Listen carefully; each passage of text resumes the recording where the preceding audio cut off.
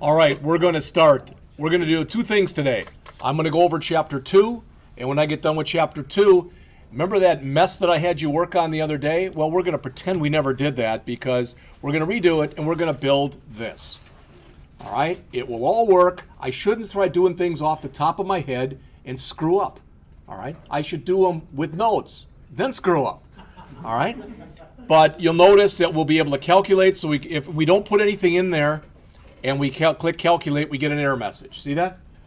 If we put things that are out of range in there, we get a different error message. All right?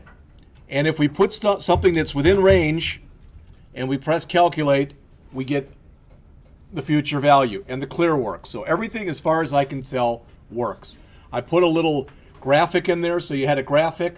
Did some work with CSS to play with the title and stuff. All right, so we'll go through all that stuff. I've already got the CSS, the redone CSS for you, and it's out there. So, that said, let's start going over Chapter 2.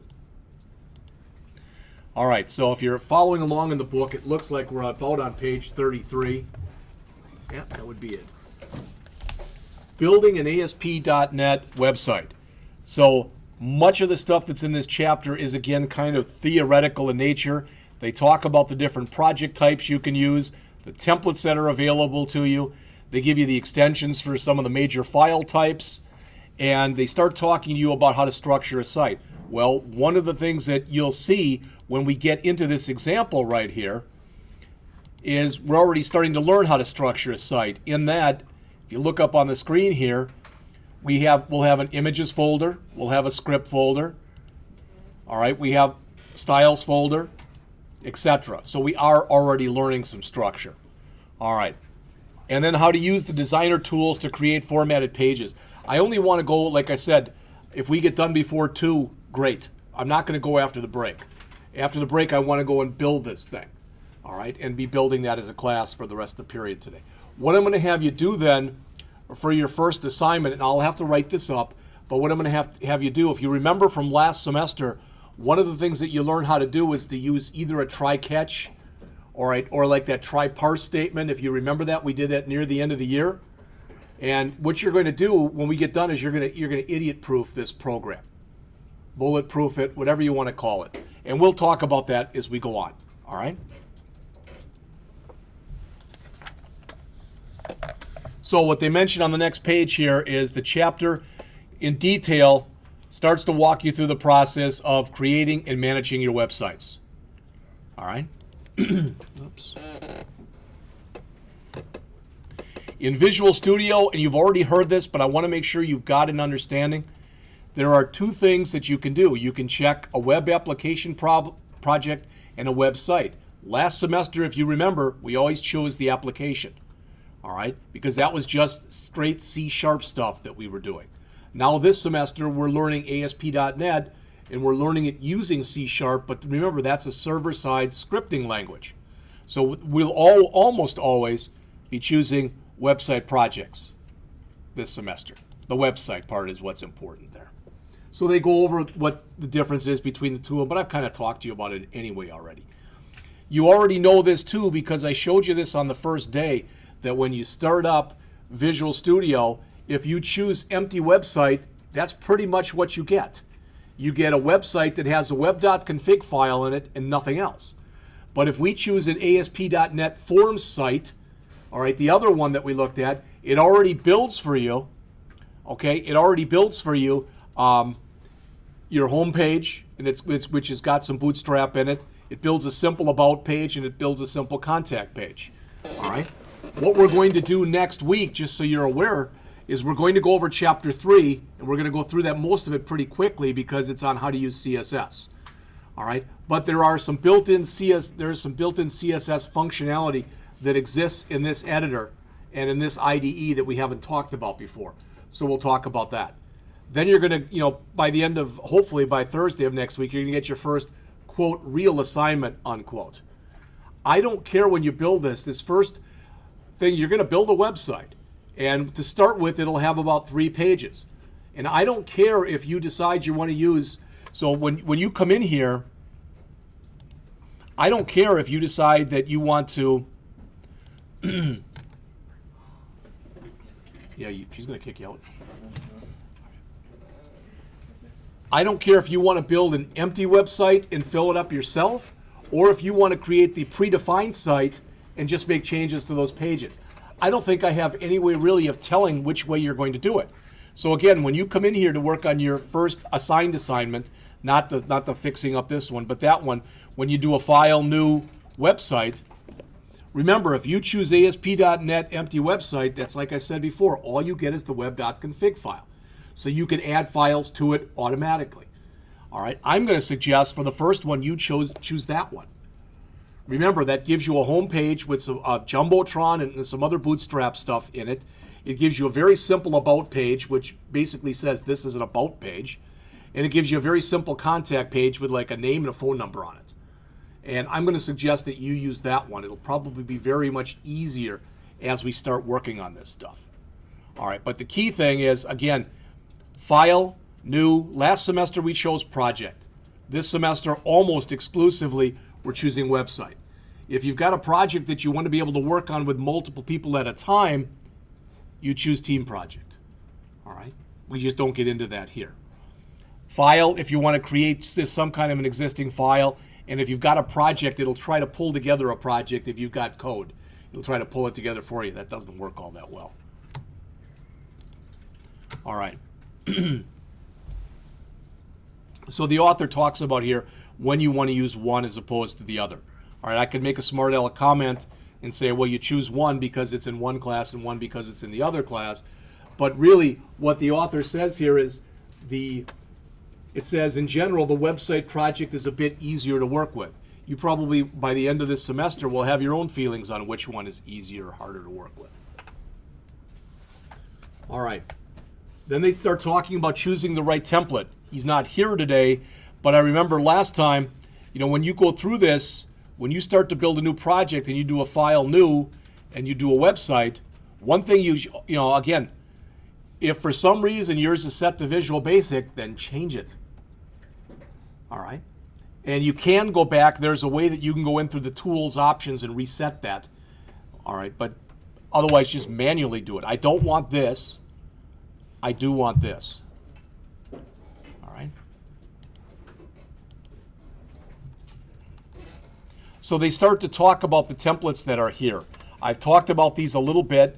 I already mentioned the empty one and the web forms one. The Razor stuff, we're just not going to deal with it. All right? And it has to do, because Razor has its own kind of language where they basically took the way that you write ASP.NET code and kind of changed some of the syntax. They claim that it makes it easier. I just think that adds another level of gunk that you have to handle. And I'd rather have you learn some ASP.NET and learn how to use it than worry about the Razor stuff. All right. The WCF, I think I mentioned before, that's the Windows Communication Foundation.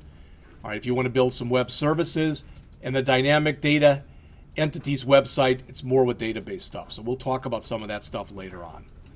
So if you want to know more about the Razor, that's here. Of course, the author says, hey, if you want to learn more, I've got another book. So you can look at that. The next thing they have you do is, it's something we've already done in here. They have you come in and create a brand new website. All right, so there's nothing new in here, nothing we haven't already done. When you do create, when you open up an existing website, so again, if I was coming in here and I was over here and I wanted to open up an existing site, I would do a file, open website. But I told this to you before and I want to say it again. If I want to open up, for example, this thing called empty, don't click on it and don't open up any of this stuff. Don't do that. Just grab the actual name of the project and click open. It'll open up everything that's inside of it. You'll just confuse the system if you try to dig your way into it and say, I just want to open this one. Don't do that. It is possible too. All right, what I'm about to tell you is possible, but not recommended by Microsoft. And the project that we're going to be working with on here, I want to just show it to you. Let's see. I think it's still this one. All right, and I've got a bunch of junk in here, so I don't need this. And there's a few other things in here I don't need. But the point is, if I wanted to go make a change in my default, .aspx file. And for some reason, I don't have Visual Studio on the machine. The virtual desktop's not working, whatever it is. You literally can bring up these files. You can bring them up in Notepad. You can make changes to them and save them. It's not recommended by Microsoft because you're using a non-Microsoft product to update Microsoft software. All right? But sometimes there might be a reason for doing that, bless you. I mean, if I wanted to come in here and work with a CSS and just change a color, it might be a lot faster to do that. All right? It's not typically going to hurt anything. Not what Microsoft says, but I mean, I've done it many times. All right, so they talk about the different kinds of files that you can create, and let's just look at this on page 42. Again, the whole page almost is made up of this table that you see right here. So anytime you create a new web form, you already know this. It has a .aspx extension. And if you do what I told you to do, and that is, say, place source code in another file, if you choose that option, you get both the .aspx and the .aspx.cs files. All right. When we get to Chapter 6, as it says, we'll start to go over master pages. Chapter 8, building a user control. So that's a web user control. That's one you create. HTML, CSS, those are pretty obvious. All right. Anytime that you're working with web config files, .config, we'll get into this in Chapter 7. You'll learn how to build a sitemap. You're going to do all this stuff for the project that we're going to do as a class. JavaScript files and skin files. Skin files, sort of, just for right now, it's sort of like writing CSS, but for your ASP.NET controls. It's actually more powerful than that, but for now, if you look at it that way, you'll be fine. As it says, make sure, and I said this to you before, I can't say this too many times. All right, and in English, what that's saying is, if you're ever told to come into here, so if you're ever told to come in here and I say, add a new folder, don't right mouse click on here and click add anything. That's the name of your solution. You always want to come into the project and right mouse click and choose add whatever it is you want to add. All right, it'll typically work if you add it to the solution, but it's not necessarily going to be part of your project then, and that'll screw things up. All right, and the reason for that is it's possible to have more than one project in the same solution.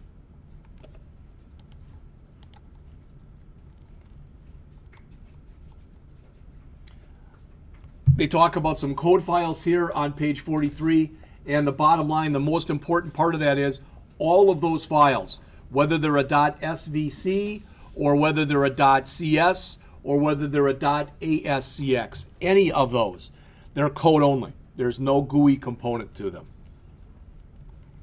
Finally, there's a few other types of files. XML files, which we'll look at when we get to talking about sitemaps. MDF, those are SQL Server database files. That's Microsoft database file. That's the MDF.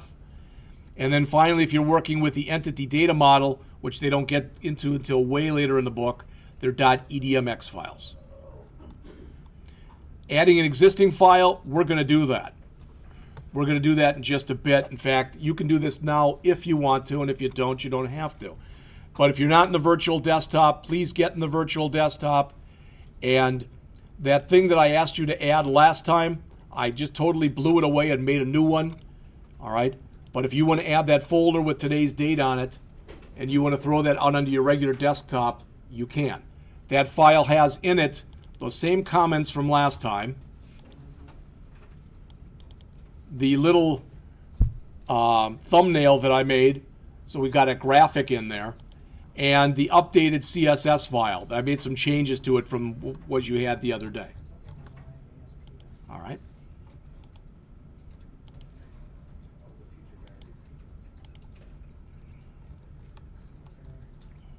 Remember that if you right mouse click and you choose add and you choose existing file, you're making a copy.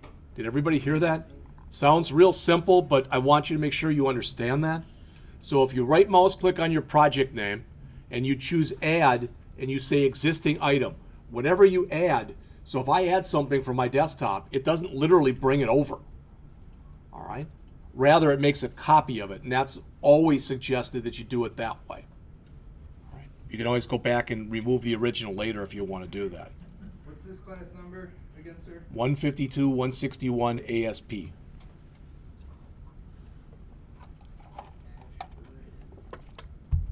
We've already talked a little bit about organizing your site, starting to add different folders.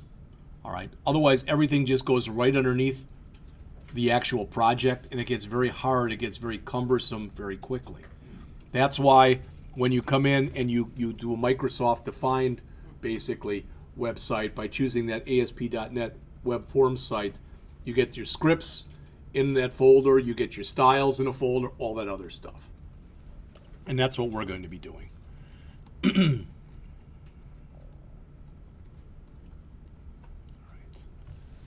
All right, so jumping up to page 47 here, the author talks about working with web forms. And again, that's what this class is about.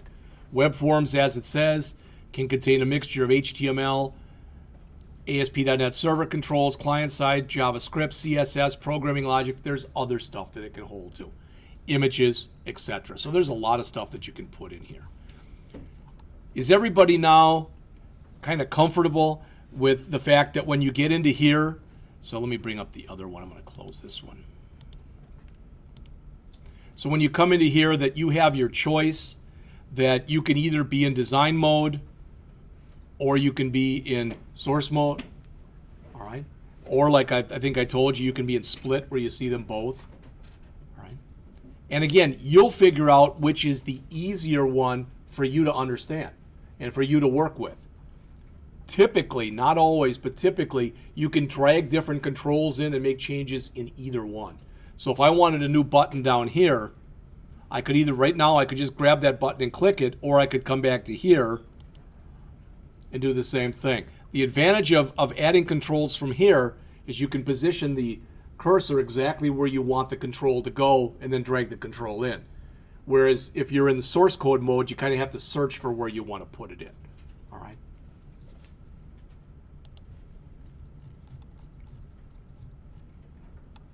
So again, they talk about the different views. He talks about this a lot in here. Okay. Choosing between which one you want to use, etc. All right. Then he has you add a simple form, and he doesn't put anything in it. One thing that we're going to get into, not in this chapter, but in a chapter that's coming up fairly soon, is when you start going through this stuff, all right, if I just double click right here, it brings up page load. That's the default thing. So when your page is loaded into memory, that's the code that's going to fire. All right. And this is something that I did the first day. You may or may not have even noticed when I did it. But just to show the fact that when you're working with ASP.NET, you're working with something that's server side, all right? And this will be constantly updating. Now, you could do something almost identical to this with just JavaScript. All right? And the thing to remember, not so much for this class, but the thing for you to remember is if you do that, you're always grabbing the time from the server. So in other words, if you're working in your servers in one country and you're in another country and you're hooked up to a server, you're going to get that date and time. All right.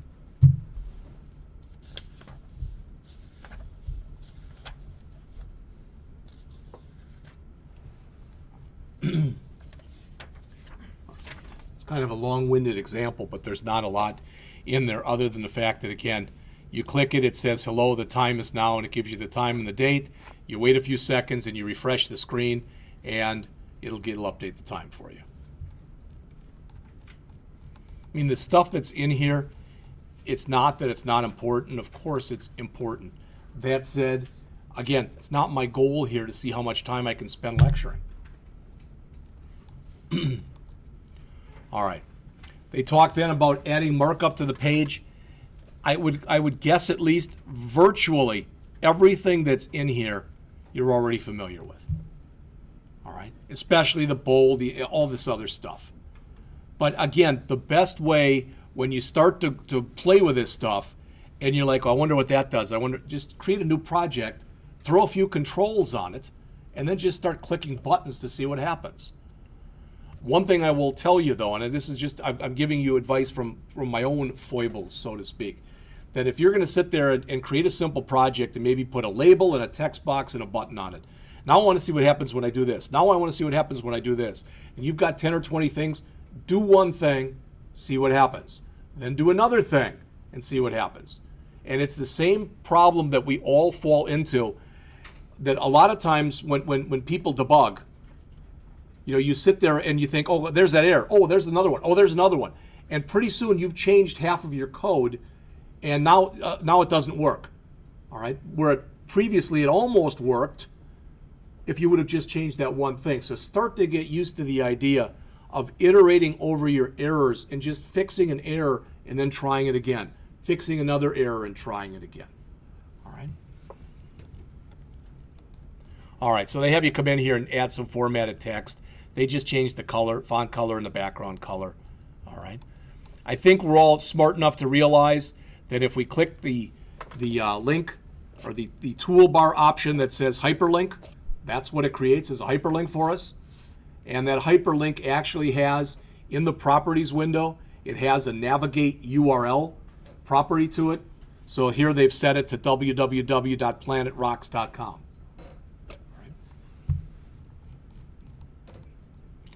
This is a little weird. If you look here on page 56, if you start just manually changing a bunch of stuff, so let's say that you create a table, and after you've created the table, you go in and you start playing with the colors and stuff that on the table. A lot of times you'll get something that looks like this. And what the system is doing is it's creating a style class for you. It just by default it calls it Auto Style 1. Unless you have a couple of them, then the other one's Auto Style 2. And it tries to take your rules and put it in there so you actually have a class if you want to use that over and over again. All right, so it's doing that for you. That said, that's not the suggested practice for doing it. You know, as we talked about in other classes, you should split and have your ASPX in one file, your ASPX.cs in another file, your CSS in another file, your JavaScript in another file, etc. So they have you create a table next, all right, and that's the example that's on 57, 58. And again, just so you see this, when you create a table, you'll notice right here there's nothing that says table. There's something because I'm in design mode, but if I go into source mode, it doesn't say table anymore. I can manually go in and create a table, or I can go into design mode, figure out where I want the table, click table, insert table, and you can see what I can choose there. All right. After you've done that, you can manually add rows or manually add columns if you need to. But it'll set everything up for you. What we'll go over on Tuesday of next week is I think I mentioned this to you before, but there are a couple built-in CSS tools that you can use also.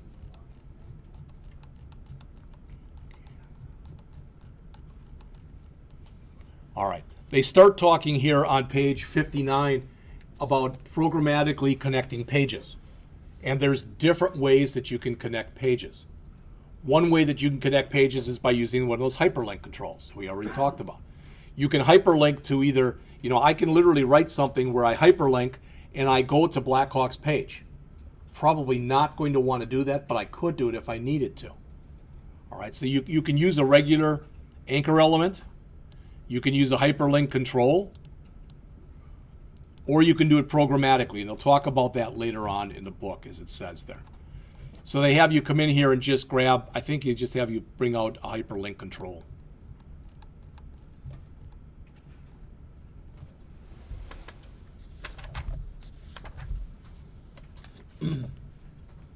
All right, that's pretty much it for this chapter. Just so you know, in the next chapter, I would strongly suggest that if you have little to no CSS background, okay, because the chapter goes from page 63 to about page 100. All right, so it's about 40 pages long. But I'm going to really pick it up because I don't want to spend a lot of time on it. So I'm going to pick it up on around page 84. So there's 21 pages that I'm going to spend almost no time on, because on page 84, they talk about how to specifically work with CSS in Visual Studio. So before that, it's kind of a primer, whatever you want to call it.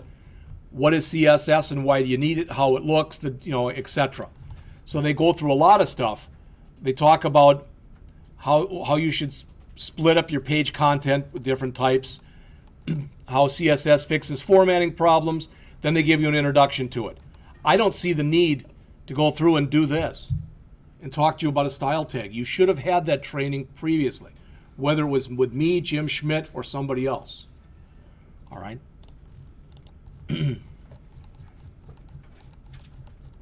So if you don't get it, run through the exercise and make some of the changes that they talk about on here. All right? Then, as it says, CSS, the language. So they talk about when you're working with, quote, regular CSS, unquote, what the tags mean, the tag structure, what a selector is, universal selectors, type selectors, ID selectors, class selectors, grouping and combining. And it's not that you have to memorize this, all right, but it's always good to know where to go when you have a question. Some of the major CSS properties are shown here. And I mentioned this. Some of you weren't here at the earlier class, so I want to say this again. Thank you to Mr. Brown. He found this site online that's called overapi.com. I don't know if you've ever seen this, Mike. It's kind of a neat site. 18 different things. So, for instance, jQuery. You click right there, and it has, and all that stuff is hyperlinked. All right? And it's pretty nice. I don't think ASP.NET was one of the ones in here. I guess I didn't even check all of them. Oh, there's more. Okay, .NET. ADO. ASP, middle lower of A's. Yeah, there's a difference between ASP and ASP.NET. ASP is classic ASP. So we can go to the .NET page.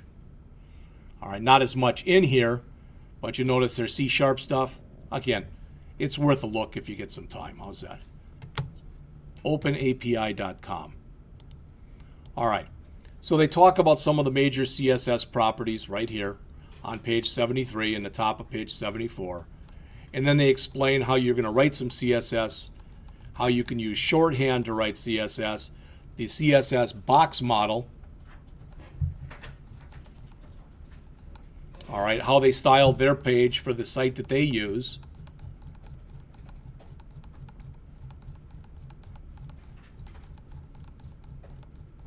And again, that gets us to adding CSS to your pages. And again, you know that you can do it with a style tag, or you can do it with an external tag. And they talk here on page 83 about the differences between external, embedded, and inline. And then finally, that gets us to page 84, working with CSS and Visual Studio. So what that'll allow me to do by just flipping through that stuff quickly is we can pick it up from there, and we'll have about 15 pages that we have to cover on Tuesday of next week. And after that, I'll give you your first assignment. All right? And then the plan is next Thursday and the following week will be lab. All right? And we were talking about this before class. Yeah, this is the hardest semester, but I tried my darndest to give you a lot of lab too. All right? All right, so that said, let's do this. Get into the virtual desktop. If you're not there, I'm going to rebuild this with you right now. All right, I've got this in case it doesn't work, but I don't think there's going to be any problems with it. If you ever get this message right here, and maybe I told you this before, if it says save changes to the following items, all right, just so you know, whenever I get that, I always say no. Because what it has a tendency to do, Visual Studio, is then it saves a solution file, but it doesn't save it to where you've got your file saved. It saves it to that default location, which is under My Documents, Visual Studio Projects, and about 3 or 4 levels deep in after that. All right. So I'm taking for granted that we're all right here. And you got a blank project. So we're going to come through here and do a file, new website. Make sure again it says Visual C# here. Make sure it says file system down here. Down on the bottom here, make sure it says d:\users / your username / desktop. I don't like website 1. So I'm going to use my initials, JPS future value, just because I know I don't have a future value by that name. All right. Make sure that ASP.NET empty website is what's chosen here. And I'll leave that up there for a second. Once you've got all that, just click the OK button or hit enter. As we're going through this, I'm just going to keep plugging along. It's 1:30. We'll go to about 1:50. What we don't finish, we'll finish after the break. But ideally, we'll get done with all of this today. All right, Thursday, I'm going to give you an exercise, not exactly an assignment, but it's going to be an exercise to turn in. And I'm going to give you some steps, and I'm going to ask you to bulletproof this app. All right? So, again, make sure it's ASP.NET empty website, and I changed mine to my initials future value. Click OK. You've already seen this. So now all we have in here is this web.config file that's virtually empty. That's all we have. All right? So the first thing that we're going to do, and the order in which we do these things really and truly doesn't matter very much. But the first thing I'm going to do is I'm just going to come in here, right mouse click on here, go over to add, and go over to new item. Make sure again when you right mouse click, it's on the thing that looks like the globe, because that is your project icon. The other one that looks kind of like the bow tie there in the box, that's your solution. All right, so right mouse click on your project, go to add, new item. And we're going to go 4 down, and where it says web form, you want it to look just like this. Web form should be selected. The default.aspx is a fine name. The place code in a separate file is good. It should be checked. And the select master file should not be checked. Again, last chance to make sure it says Visual C# up here. All right, if you've got all that stuff, just click add. So now what we have in here is we now have a default.aspx and we have a default.aspx.cs. Does all that make sense? Problems?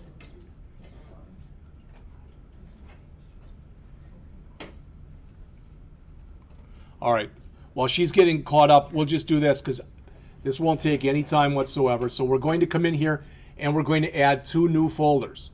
So again, I'm going to right mouse click. I'm going to right mouse click right now on my project, go to add, and go to new folder. Not to add ASP.NET folder, but go to add. So right mouse click on the name of your project or on the little globe, choose add, and choose new folder. All right, and you can see it calls it new folder 1, which is not a name we want. All right, so first we're going to create a folder called styles. Again, the order in which we create these doesn't matter. So I put in styles. Typically you do put the folder name in this language in uppercase, just the first letter, hit enter, there's one folder. We're going to do the same thing, and we're going to add a second folder that's called images. All right, so run through the same thing, right mouse click, add, new folder, and images. All right, so we now have, when we started, all we had was web config. We added our default.aspx page. We've added our images folder. We've added our styles folder. All right? Now, I'm going to right mouse click on the images folder. I'm going to right mouse click on the images folder, choose add, but this time choose existing item. So right mouse click and make sure it's on the images folder, otherwise you have to manually move it. All right? So we're going to choose existing item. So again, I right mouse clicked on the folder that says images, chose add, and chose existing item. If you save that thing that I asked you to save before to your desktop, you can find that folder and dig out the JPEG that's in there. Otherwise, you can just go in here and manually click the computer button, go over to the P drive, you know the routine, go over to the CIS folder, go over to the 152, 161 ASP folder, go to the fall 2015 folder, to the in-class folder, and to the 9/1 2015 folder. And it says down here, where is it? Well, it's because notice what it's trying to add by default are web files. See that right here? So you want to right mouse click down there and choose all files. And again, if I'm going too fast, you have to stop me.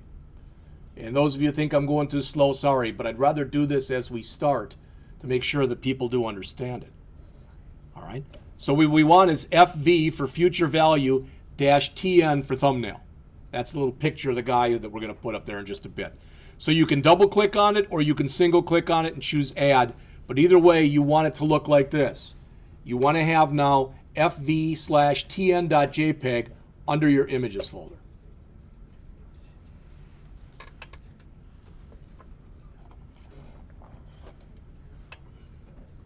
Questions on that? I think I did, but then I didn't see.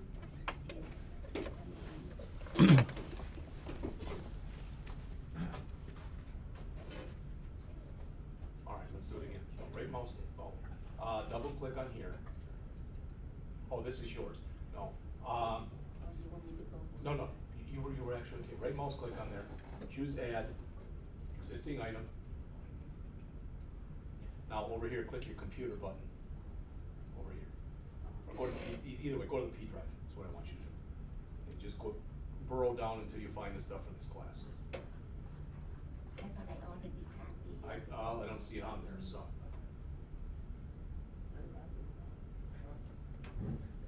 161 no. Go back up once. One up. Double click on that.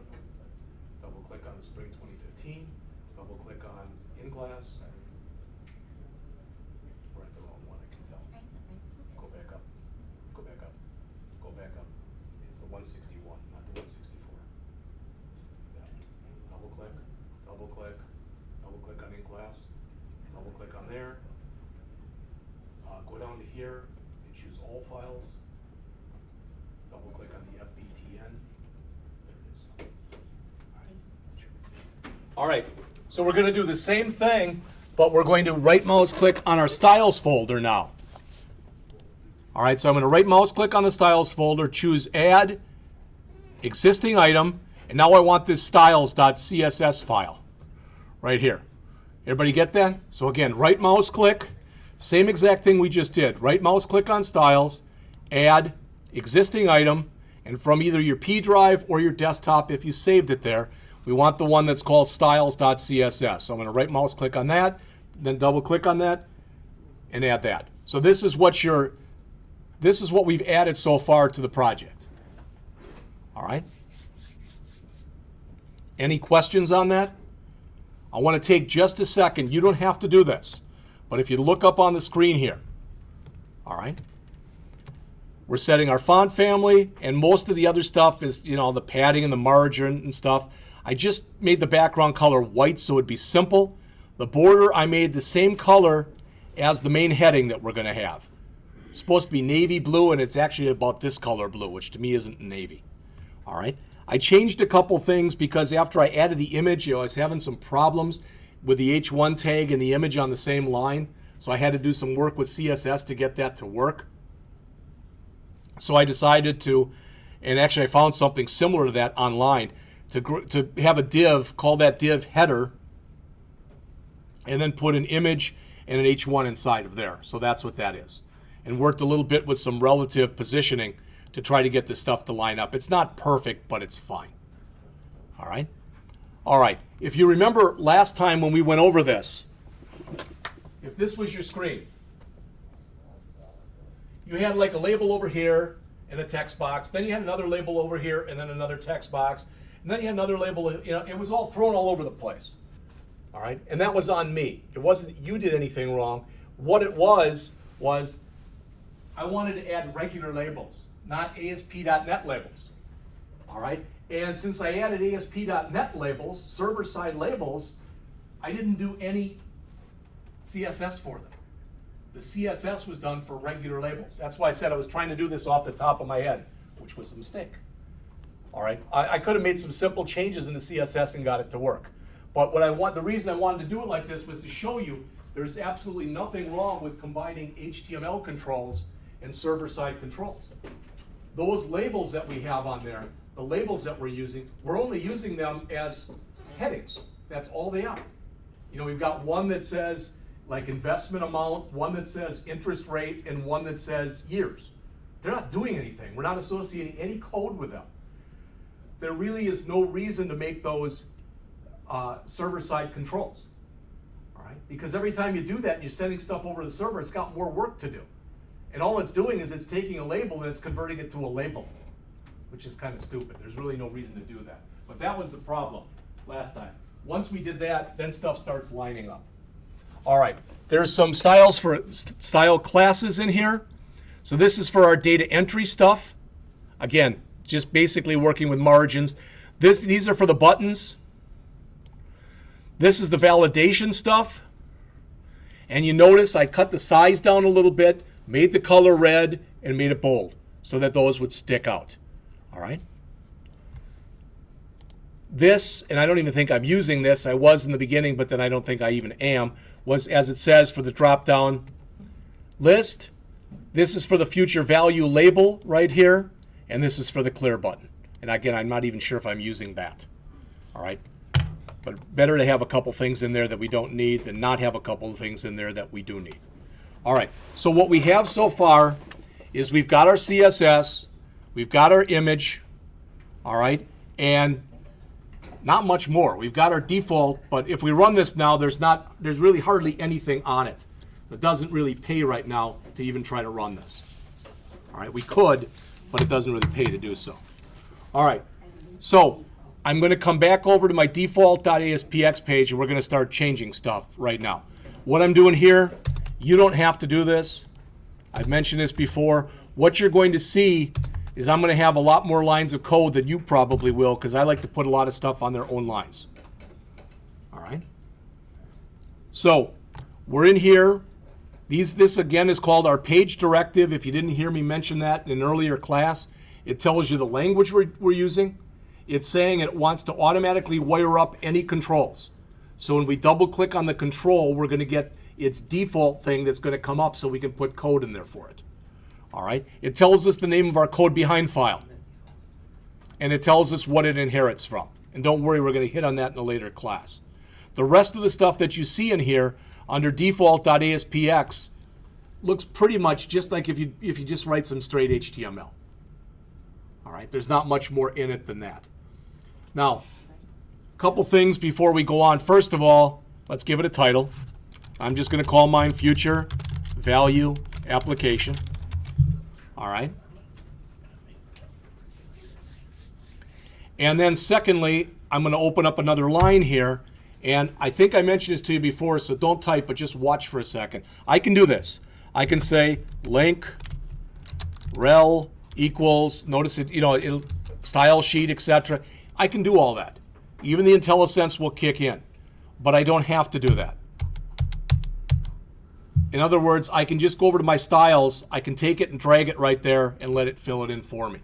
The advantage of doing that, what I just showed you, taking your mouse, left mouse clicking, holding down and dragging it over here, is if there's any pathing that has to be done, it does it for you automatically. All right? And in just a minute, we're going to put in that image.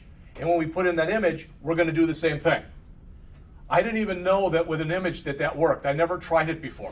I thought this morning when I was screwing around with this, I thought, it works for a style sheet. Why wouldn't it work for an image? So I did it with an image, and sure enough, the same exact thing works. All right? So right now, we've got access then to everything that's in our style sheet. All right. So now we're going to come down, and in our body, we're going to come down here, and right underneath the body, we're going to put in a header. Not a header, a header. Yeah. He does not have an ASPX file. I'm trying to find it under Add New, and I'm not finding it. Should be web form. Okay, Should be the fourth thing down, fourth or fifth thing down. Okay.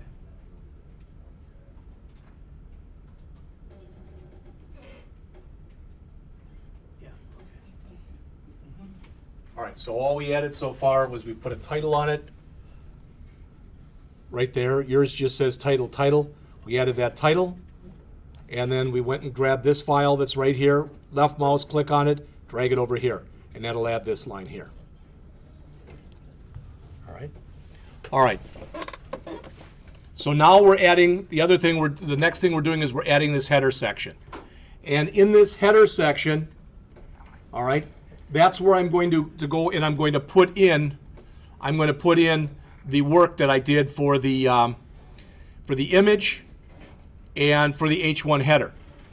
The problem I had was when I just put it in directly and I put in some stuff for the H1 header and some stuff for the image, it didn't seem to come out exactly the way I wanted. So what I did was I came in here and I put a div in here. And I said class equals header. All right. Now hopefully, is everybody caught up?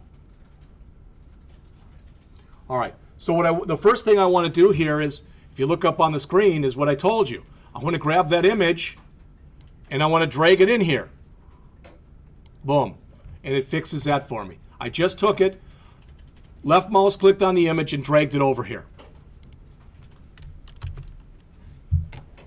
And if you notice, when you look in here how clean this is, because all I have is my source line, I can put an alt line in there too. In fact, I will in a second.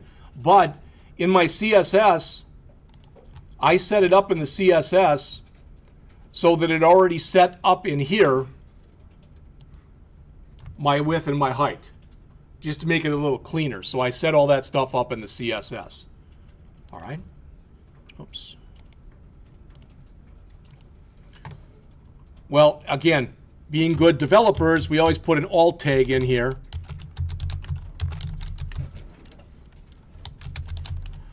Why do we put an alt tag in there?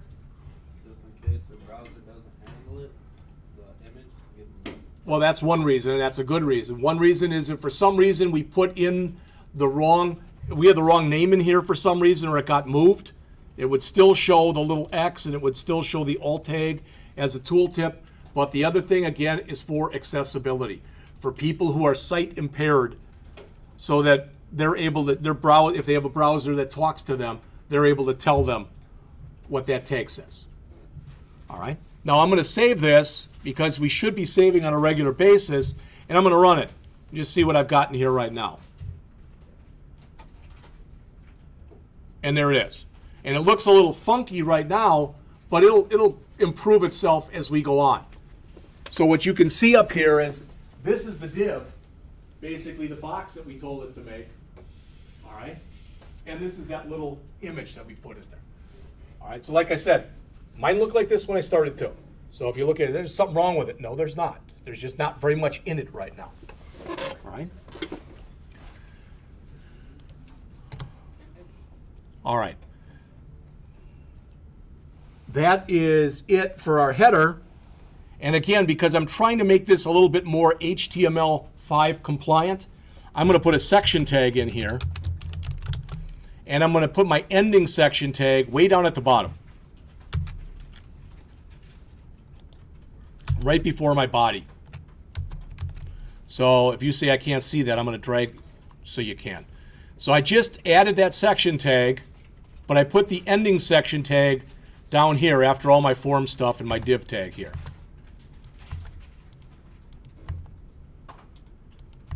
I like to do a lot of tabbing like this, because to me it lays out much better. You may or may not agree with that.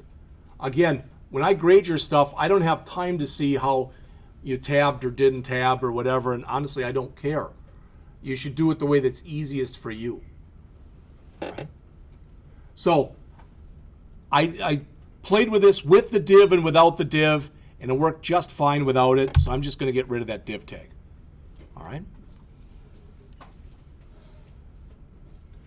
And I want this to look better, and you'll if you say I don't know what you mean, you will in a minute. So I literally the first thing I did was I put in 5 line break tags.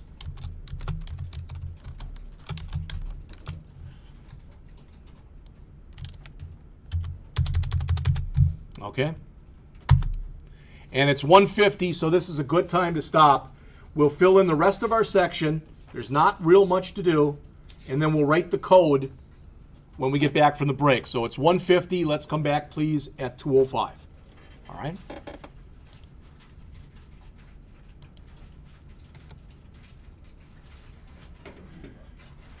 Notice by adding those 5 line break tags, if you look up on the screen here, it's already starting to look a little bit better.